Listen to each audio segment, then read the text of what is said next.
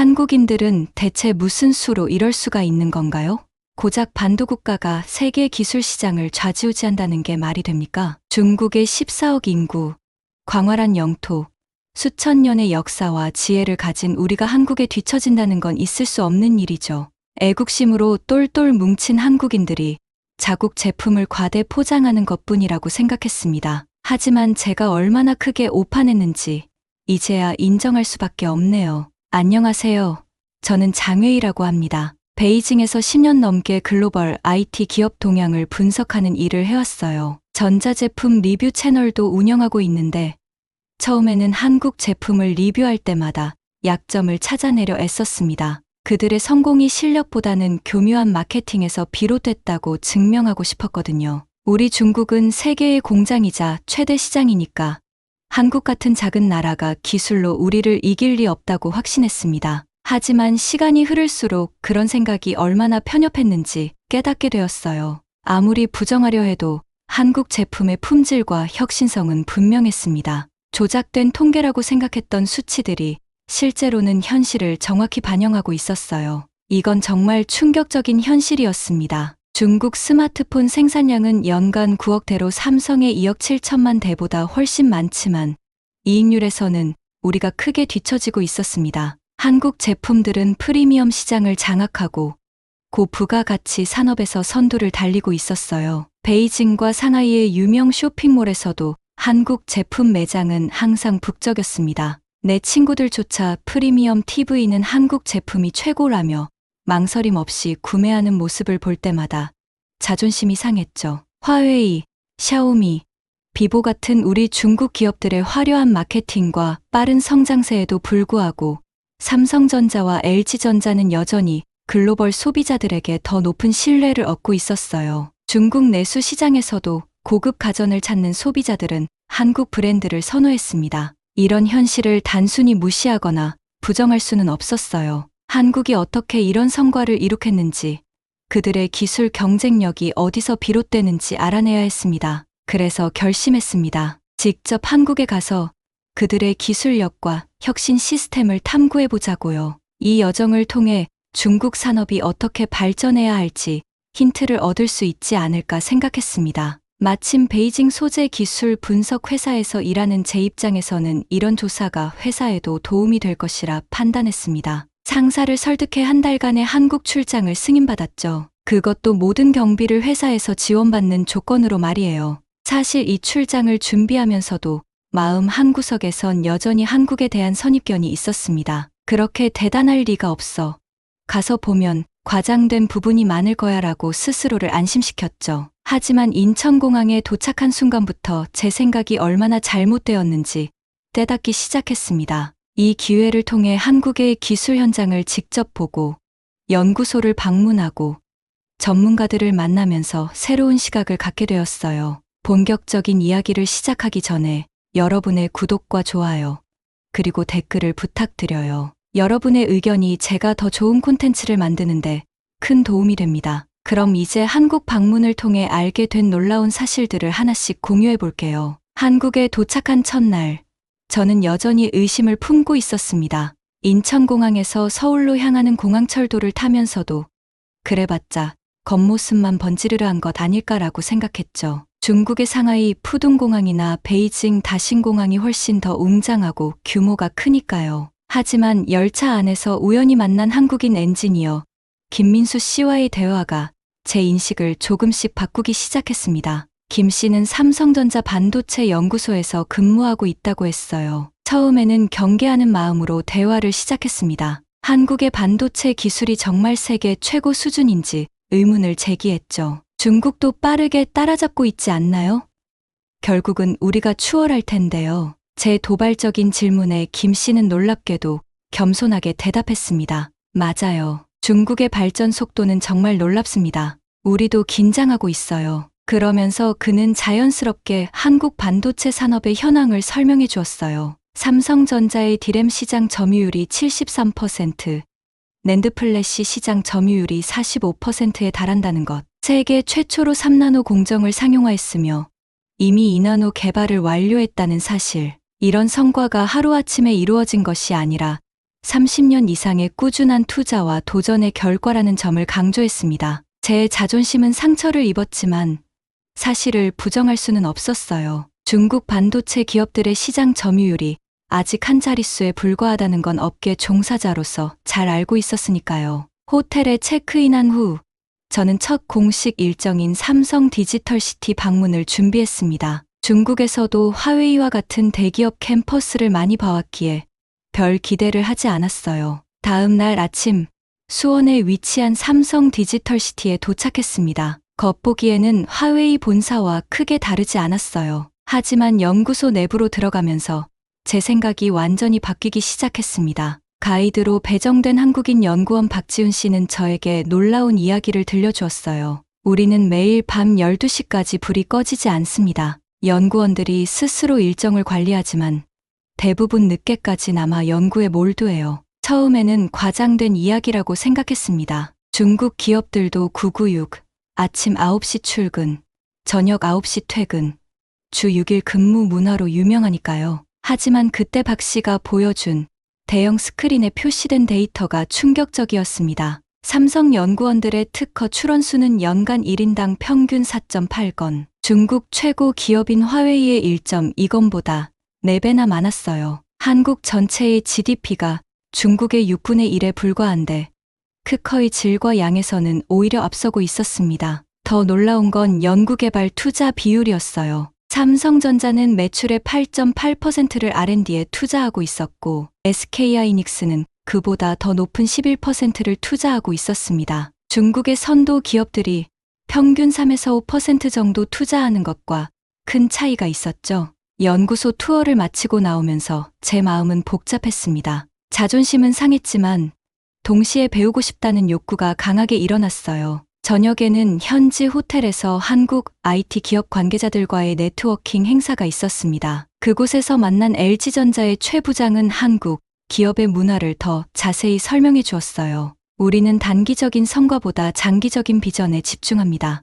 OLED TV 개발에 10년 넘게 투자했고 초기에는 막대한 손실을 감수했죠. 이 말에 깊은 인상을 받았습니다. 중국 기업들은 대체로 빠른 성장과 시장 점유율 확대에 집중하는 경향이 있었으니까요. 품질에 대한 집착도 우리의 강점입니다. 제품에 문제가 발견되면 즉시 판매를 중단하고 개선합니다. 그는 갤럭시 노트 7 배터리 폭발 사태를 예로 들었어요. 삼성이 전 세계적으로 제품을 리콜하고 2조 원이 넘는 손실을 감수했다는 사실. 중국이었다면 그런 결정을 내렸을까요? 솔직히 의문이 들었습니다. 호텔로 돌아오는 길에 서울 강남 일대의 번화가를 걷게 되었어요. 밤 10시가 넘은 시간인데도 삼성, LG, 현대 같은 대기업 사옥의 불빛이 여전히 밝게 빛나고 있었습니다. 중국 상하이나 베이징의 야경과 비슷하다고 생각했지만 자세히 보니 차이가 있었어요. 중국 도시의 화려함이 정부 건물이나 상업시설에서 비롯된다면 서울의 빛은 기업들의 활동에서 나오는 것이었습니다. 그날 밤 호텔 방에서 창밖을 내다보며 생각했습니다. 이 작은 나라가 어떻게 이런 성과를 이룰 수 있었을까? 점점 더 궁금증이 커져갔고 다음 날부터는 좀 더 열린 마음으로 한국의 기술력을 관찰하기로 마음먹었습니다. 다음 날 아침 저는 한국전자산업진흥협회가 주최하는 미래기술 포럼에 참석했습니다. 베이징에서도 이와 비슷한 행사가 자주 열리기 때문에 별다른 기대 없이 참석했어요. 중국 행사처럼 정부 관료들의 장황한 연설과 과장된 성과 발표가 이어질 거라 예상했습니다. 하지만 행사장에 들어서자마자 분위기가 완전히 다르다는 것을 느꼈어요. 정부 인사는 간단한 환영사만 하고 곧바로 현장 연구진과 기업 임원들의 발표가 시작되었습니다. 놀랍게도 그들은 자국의 성과를 자랑하기보다 글로벌 경쟁에서의 위기와 도전을 솔직하게 이야기했어요. 삼성전자 수석연구원은 대만 TSMC의 파운드리 기술이 우리보다 앞서 있다고 인정하며 극복 방안을 논의했습니다. 현대자동차 연구소장은 중국의 전기차 기술이 빠르게 발전하고 있어 위기감을 느낀다고 털어놓았죠. 이런 모습은 제가 중국에서 보아온 것과는 확연히 달랐습니다. 중국 포럼에서는 흔히 세계 최고, 최첨단이라는 표현이 넘쳐나곤 했으니까요. 발표 중에 가장 인상 깊었던 것은 한국의 반도체 산업 발전 과정이었습니다. 삼성전자가 1983년 64K D램 개발을 시작했을 때는 일본에 비해 10년 이상 뒤처져 있었다고 합니다. 당시 많은 전문가들이 한국은 반도체를 포기하고 다른 산업에 집중해야 한다고 조언했다고 해요. 그런데도 삼성은 포기하지 않고 10년간 매출의 25%를 연구개발에 투자했습니다. 그 결과 1992년 세계 최초로 64M D램 개발에 성공하며 일본을 추월했다고 합니다. 이런 스토리를 들으며 중국의 현 상황과 오버랩되는 느낌이 들었습니다. 우리도 지금 반도체 분야에서 한국과 미국, 대만을 따라잡기 위해 노력하고 있으니까요. 포럼 휴식 시간에 현대자동차 김 차장을 만나 대화를 나눌 기회가 있었습니다. 저는 솔직하게 의문을 제기했어요. 한국은 자동차 산업에서 역사가 짧은데 어떻게 이런 성공을 거둘 수 있었나요? 중국의 자동차 기업들은 아직 글로벌 시장에서 고전하고 있는데요. 김 차장의 대답은 의외로 단순했습니다. 우리는 글로벌 트렌드를 빠르게 읽고 과감하게 투자해요. 현대차가 2015년부터 수소차와 전기차에 올인한 것이 좋은 예죠. 그는 현대자동차가 내연기관 시대에 일본 도요타를 따라잡지 못했지만 전기차 시대로의 전환기에 집중 투자함으로써 새로운 기회를 창출했다고 설명했습니다. 그 말을 들으며 중국 자동차 기업들의 전략을 떠올렸어요. 우리는 전기차 시장에 빠르게 뛰어들었지만 많은 기업들이 단기적인 성과와 보조금에 의존한 측면이 있었습니다. 반면 현대차는 장기적인 기술 로드맵을 가지고 꾸준히 투자해왔다는 것이 인상적이었어요. 포럼 후 저녁에는 한국의 한 유명 벤처 캐피털 대표와 식사 자리를 가졌습니다. 그는 한국의 스타트업 생태계에 대해 들려주었어요. 우리는 인구가 적고 내수 시장이 작기 때문에 처음부터 글로벌 시장을 목표로 합니다. 그 말에 공감했습니다. 중국 스타트업들이 14억 인구의 내수 시장에 안주하는 동안 한국 기업들은 생존을 위해 필연적으로 글로벌 경쟁력을 키워야 했던 거죠. 단점이 오히려 강점으로 작용한 케이스였습니다. 식사 중에 서울 강남의 스타트업 밀집 지역인 테헤란로에 대한 이야기도 나왔어요. 이곳에서는 대기업 출신 엔지니어들이 스타트업을 창업하는 경우가 많습니다. 삼성, LG, 현대에서 배운 기술력과 노하우를 바탕으로 새로운 혁신을 만들어내죠. 대기업과 스타트업 간의 이런 선순환 구조가 한국 IT 산업의 또 다른 강점이라는 생각이 들었습니다. 호텔로 돌아오며 오늘 만난 사람들과 들은 이야기를 정리해 보았어요. 단순히 운이 좋거나 정부 지원이 많아서가 아니라 한국 기업들의 끈질긴 도전 정신과 위기를 기회로 전환하는 능력이 그들의 성공 비결이라는 생각이 들었습니다. 중국도 분명 뛰어난 기술력과 인재를 갖추고 있습니다. 하지만 한국의 사례는 단순한 양적 성장이 아닌 질적 성장의 중요성을 일깨워 주었어요. 내일은 한국의 교육 시스템을 탐방할 예정입니다. 과연 그들의 혁신 역량이 어떻게 길러지는지 더 깊이 알아보고 싶어졌습니다. 다음 날 아침, 저는 한국의 교육 시스템을 직접 체험하기 위해 카이스트를 방문했습니다. 중국의 명문 대학인 칭화대학교나 베이징대학교를 생각하며 비슷한 분위기일 것이라 예상했어요. 하지만 캠퍼스에 도착하자마자 전혀 다른 환경에 놀라게 되었습니다. 우선 눈에 띈 것은 학생들의 자유로운 연구 문화였어요. 오전 9시임에도 불구하고 연구실은 이미 학생들로 가득 차 있었습니다. 더 놀라운 건 연구실마다 교수와 학생들이 격이 없이 토론하는 모습이었어요. 중국 대학에서는 교수와 학생 간의 확실한 위계 질서가 존재하는데 여기서는 완전히 달랐습니다. 안내를 맡은 박준호 교수는 이런 문화에 대해 설명해 주었어요.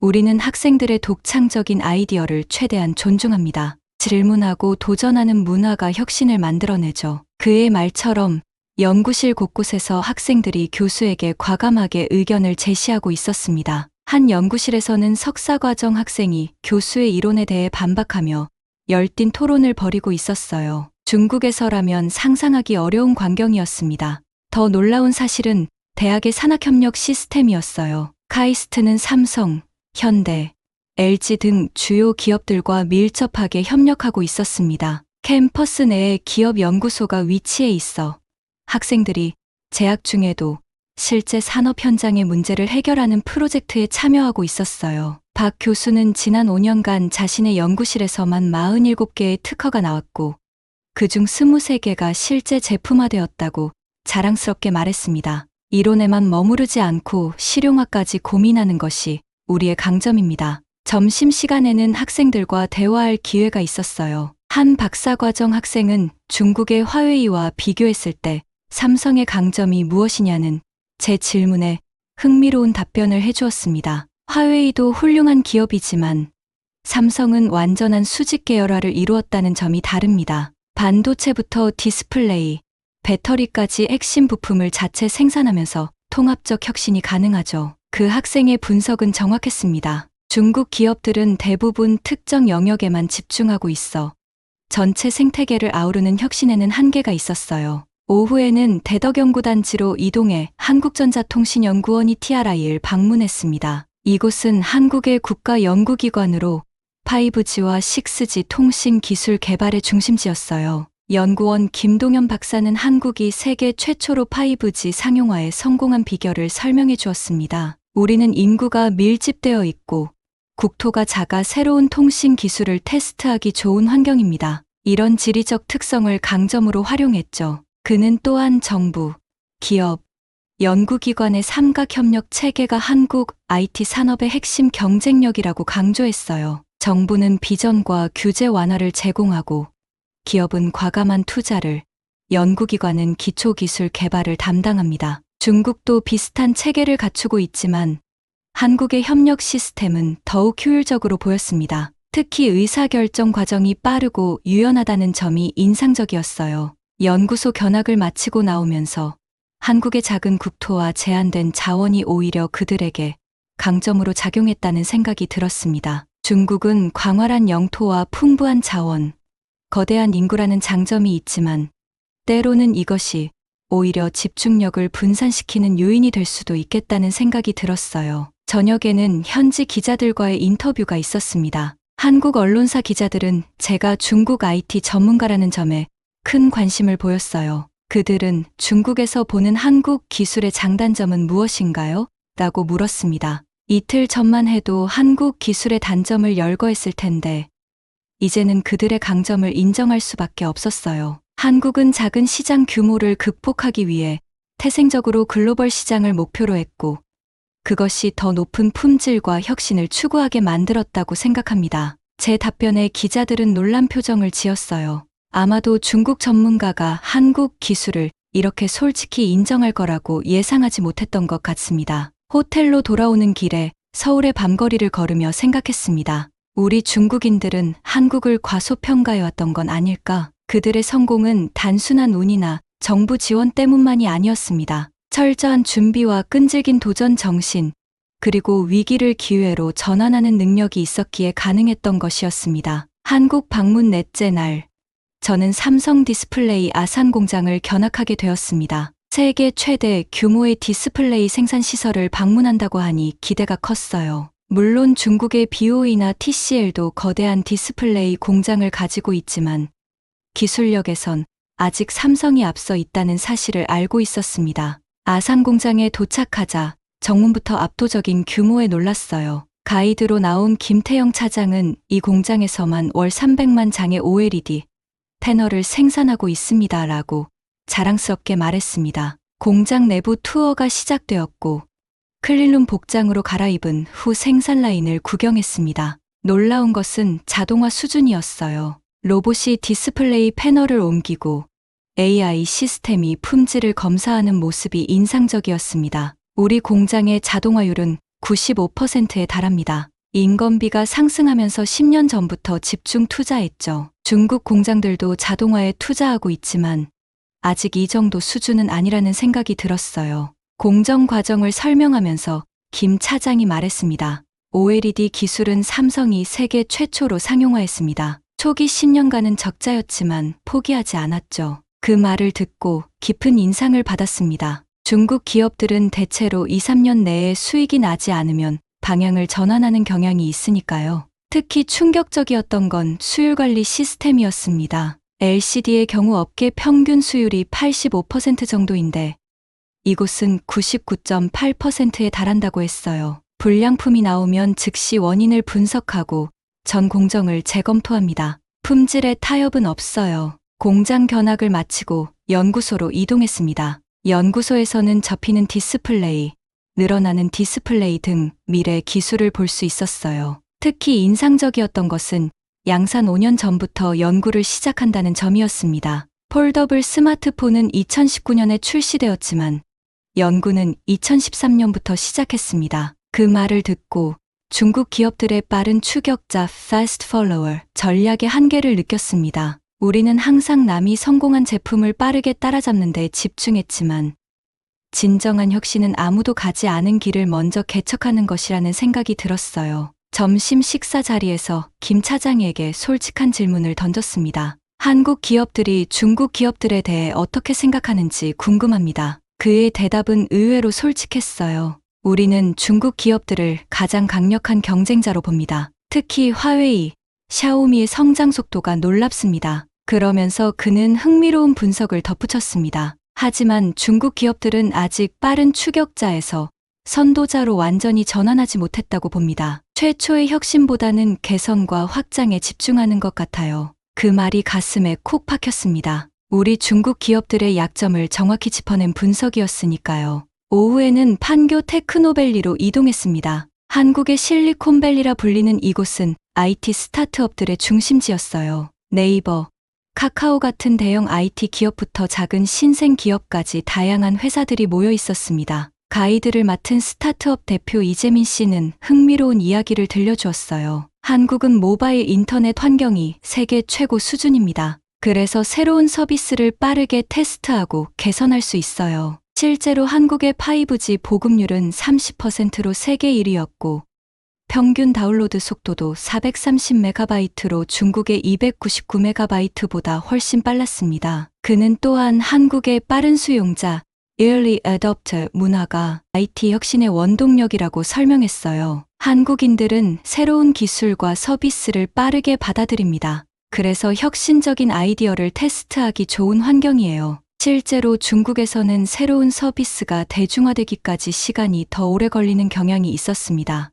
인구가 많다 보니 전국적인 확산에 시간이 필요했고 지역 간 격차도 컸으니까요. 한 스타트업 사무실을 방문했을 때 직원들의 업무 방식이 인상적이었습니다. 수평적인 조직 문화와 자유로운 의사소통이 돋보였어요. 우리는 직급을 중요시하지 않고 아이디어의 질로 평가합니다. 신입사원도 CEO에게 직접 의견을 제시할 수 있어요. 이런 문화가 중국에서도 알리바바, 텐센트 같은 IT 대기업에서 부분적으로 도입되고 있지만 아직 전체적으로 확산되지는 않았습니다. 그날 저녁 한국의 IT 전문 기자와 식사를 하며 더 깊은 이야기를 나눌 수 있었어요. 한국의 성공 비결이 뭐라고 생각하세요? 라는 제 질문에 그는 흥미로운 대답을 해주었습니다. 우리는 자원이 없는 나라라 빨리빨리 문화가 발달했어요. 남들보다 빨리 움직이지 않으면 살아남을 수 없었으니까요. 실제로 한국은 신제품 출시부터 대중화까지의 시간이 세계에서 가장 짧다고 합니다. 5G 서비스도 세계 최초로 상용화했고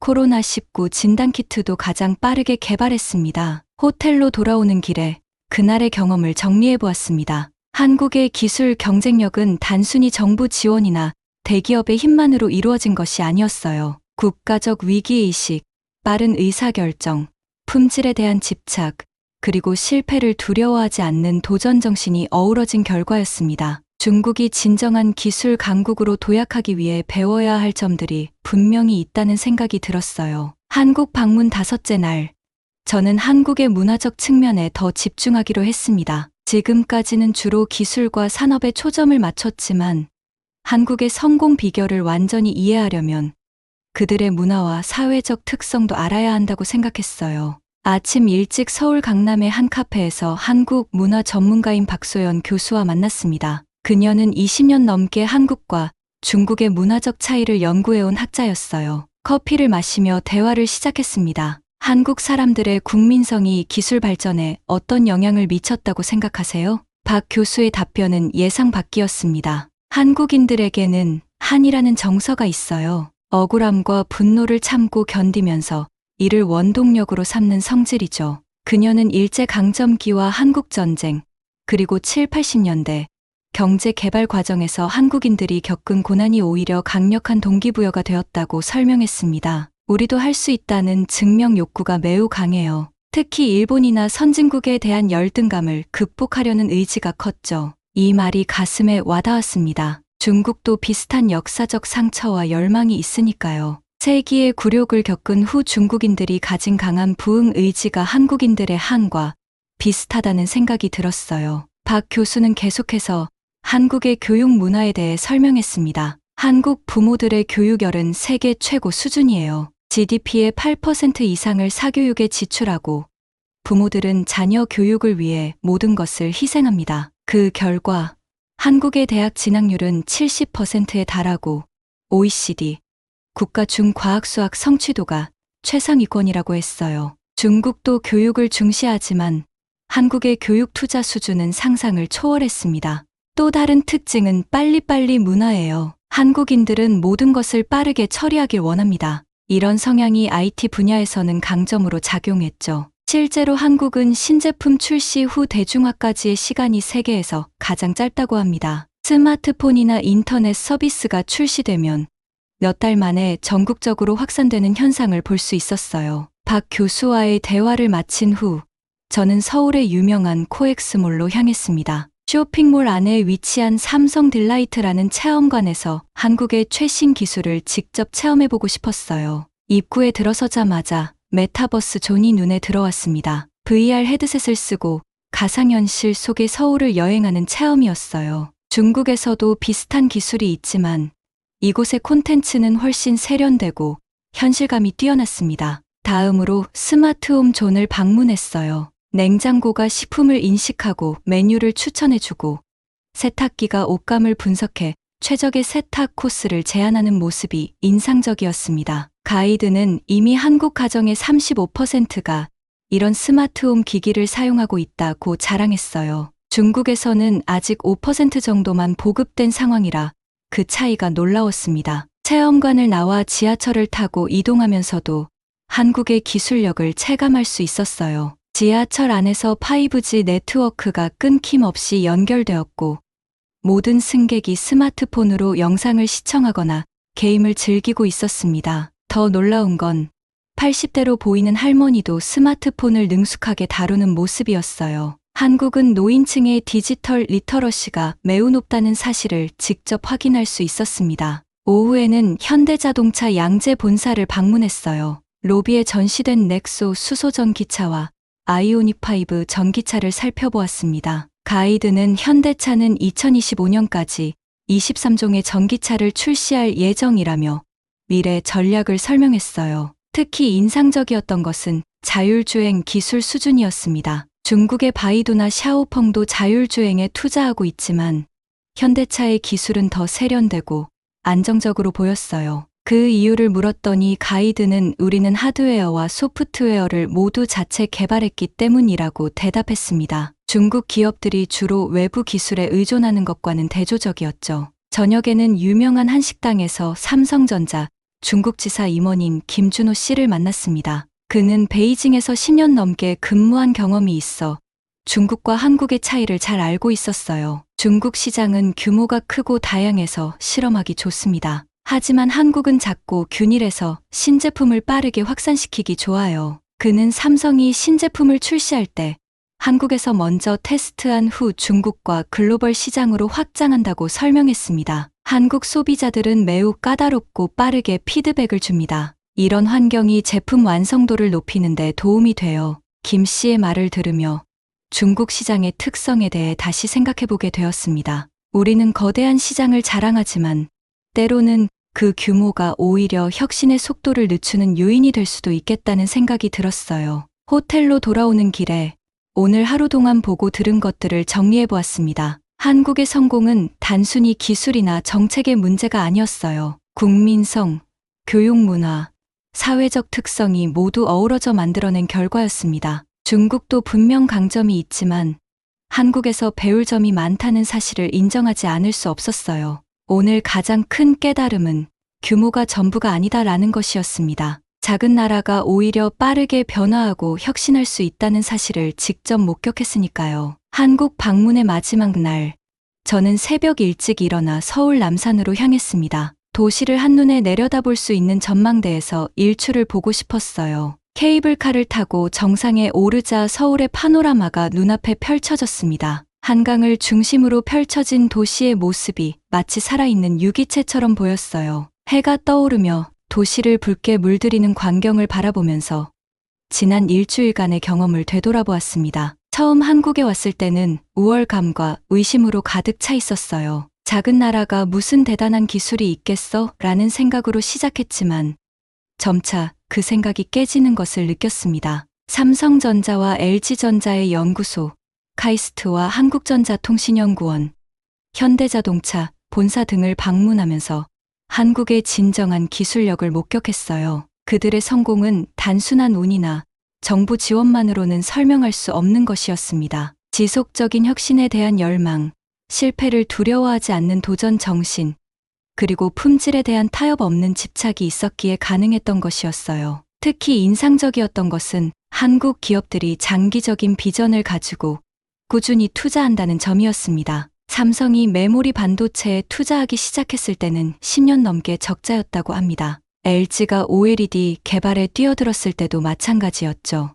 이런 끈기와 인내가 오늘날 그들의 글로벌 리더십으로 이어졌습니다. 해가 완전히 떠오르자 서울의 빌딩들이 햇빛에 반짝이기 시작했어요. 강남의 고층 빌딩부터 북한산 자락의 주택가까지 다양한 모습의 도시 풍경이 한눈에 들어왔습니다. 그때 문득 깨달았습니다. 한국의 강점은 규모가 아니라 집중력과 효율성이었던 거예요. 작은 국토와 제한된 자원이라는 약점을 오히려 강점으로 전환한 것이었습니다. 전망대를 내려와 아침 식사를 하면서 마지막 인터뷰 일정을 확인했어요. 오늘은 한국과학기술부 차관을 만날 예정이었습니다. 정부 관계자의 시각에서 한국의 기술 정책을 들어보고 싶었거든요. 과학기술부가 위치한 세종시로 가는 KTX를 타면서도 생각이 꼬리에 꼬리를 물었습니다. 한국의 고속철도 KTX는 시속 305km로 달리고 있었어요. 중국의 고속철도가 더 빠르고 노선도 더 많지만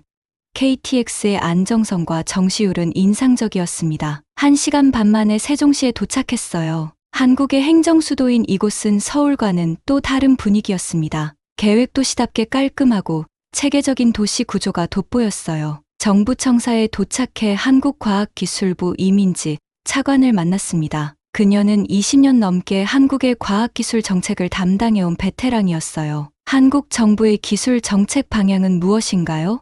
라는 질문에 이 차관은 명쾌하게 대답했습니다. 우리는 기업이 도전적인 연구에 집중할 수 있는 환경을 만드는 데 주력하고 있습니다. 정부가 직접 나서기보다는 민간의 자율성을 존중하면서 필요한 지원을 제공하는 거죠. 이것은 중국 정부의 하향식, 톱다운 접근과는 다른 방식이었습니다. 중국은 정부가 주도적으로 방향을 설정하고 자원을 배분하는 경향이 강했으니까요. 이 차관은 한국이 R&D 투자에 있어 GDP 대비 세계 1위 4.8%라는 사실을 강조했습니다. 더 놀라운 것은 전체 R&D 투자 중 민간 기업의 비중이 78%에 달한다는 점이었어요. 정부는 기초과학과 인프라에 집중하고 응용기술은 기업이 주도합니다. 이런 분업이 효율적이었죠. 그녀는 또한 한국의 교육 시스템이 기술 혁신의 토대가 되었다고 설명했습니다. 우리는 수학과 과학 교육에 특히 힘써왔어요. OECD 국가 중 이 분야 성취도가 최상위권입니다. 실제로 한국은 PISA 국제학업 성취도 평가에서 항상 수학과 과학 분야 5위 안에 들었습니다. 중국도 상하이나 베이징 같은 도시는 높은 순위를 기록하지만 전국적으로는 편차가 크다는 문제가 있었어요. 점심 식사 자리에서 이 차관에게 솔직한 의견을 물었습니다. 한국과 중국의 기술 경쟁력을 어떻게 비교하시나요? 그녀의 대답은 균형 잡혀 있었어요. 중국은 규모와 속도 면에서 압도적입니다. 특히 인공지능, 빅데이터 분야에서 빠르게 성장하고 있어요. 하지만 한국은 반도체, 디스플레이, 배터리 등 특정 분야에서 깊이 있는 기술력을 갖추고 있습니다. 그리고 그녀는 중요한 조언을 덧붙였습니다. 진정한 기술 강국이 되려면 남의 기술을 모방하는 단계를 넘어 독자적인 혁신을 이뤄내야 해요. 한국도 그 과정을 거쳤고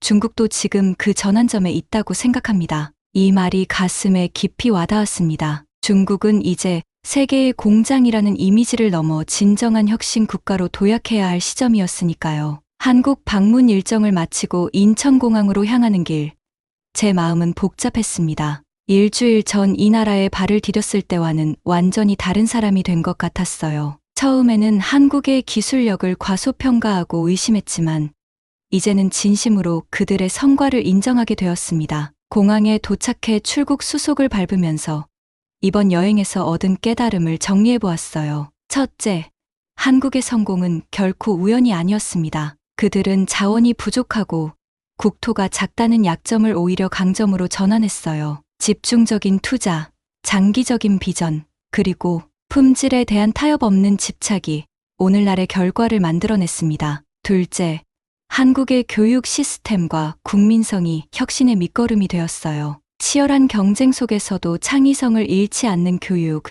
실패를 두려워하지 않는 도전 정신이 있었기에 가능했던 것이었습니다. 셋째, 한국 기업들은 빠른 추격자에서 선도자로 성공적으로 전환했어요. 삼성, LG, 현대차 같은 기업들은 이제 더 이상 일본이나 미국 기업을 따라가는 것이 아니라 스스로 새로운 길을 개척하고 있었습니다. 비행기 탑승을 기다리면서 베이징 본사에 보낼 최종 보고서를 마무리했어요. 제목은 한국의 기술혁신 시스템, 중국이 배워야 할 교훈으로 정했습니다. 이 보고서는 단순히 한국 기업의 성공 사례를 나열하는 데 그치지 않고 중국이 나아가야 할 방향에 대한 제언을 담았어요. 첫째, 중국은 규모의 경제를 넘어 질적 성장에 더 집중해야 합니다. 둘째, 단기적 성과보다 장기적 비전과 꾸준한 투자가 필요해요. 셋째, 모방에서 혁신으로의 전환이 시급합니다. 넷째, 교육 시스템도 단순 암기식에서 창의성과 문제 해결 능력을 키우는 방향으로 개선해야 해요.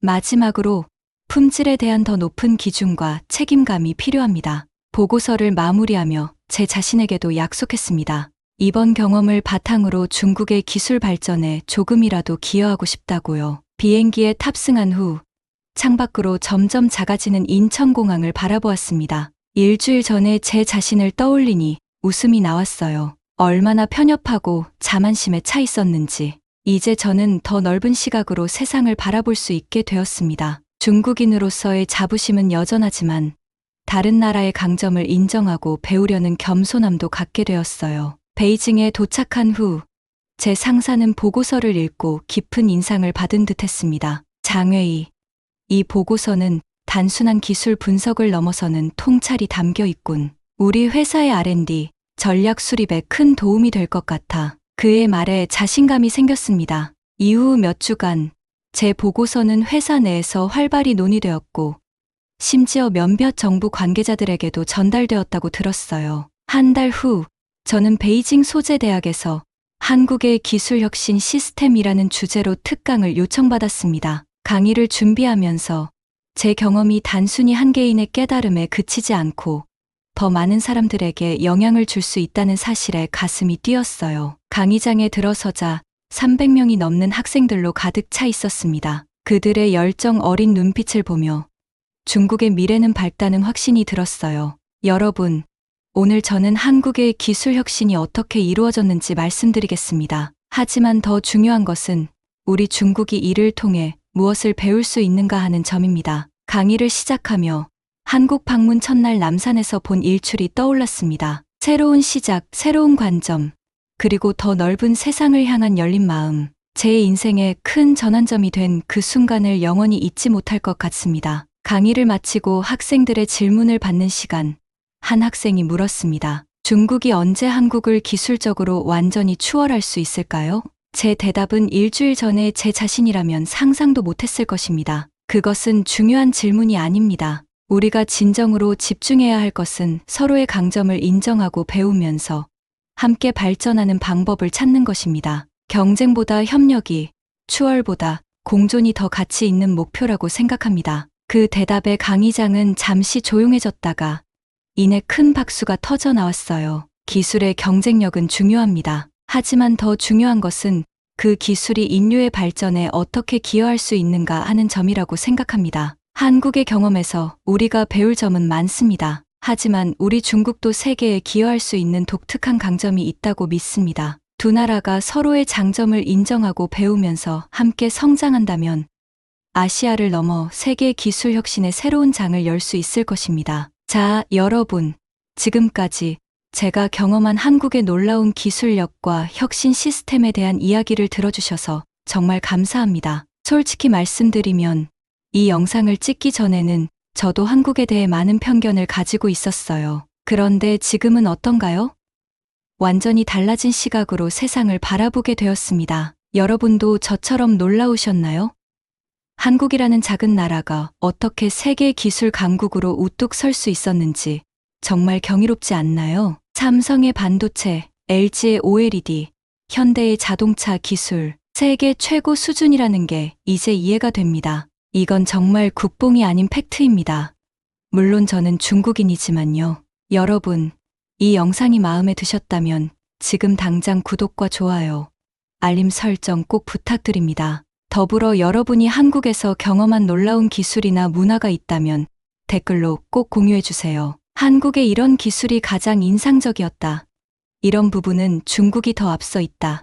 등 다양한 의견 환영합니다. 여러분의 댓글 하나하나가 제게는 큰 영감이 됩니다. 다음 영상에서는 제가 이번에 배운 내용을 바탕으로 중국의 미래 기술 전략에 대해 더 깊이 다뤄볼 예정입니다. 함께 배우고 성장하는 이 여정에 여러분도 동참해주세요. 그리고 제 채널의 커뮤니티 탭에서 다음 주제에 대한 투표도 진행 중이니 꼭 참여해주세요. 마지막으로 제 영상을 끝까지 시청해주신 여러분께 진심으로 감사드립니다. 여러분의 한 번의 클릭이 제게는 큰 힘이 됩니다. 구독, 좋아요, 알림 설정 잊지 마세요. 다음 영상에서 더 놀라운 이야기로 찾아뵙겠습니다. 여러분, 모두 건강하시고 행복한 하루 되세요. 장웨이였습니다. 감사합니다.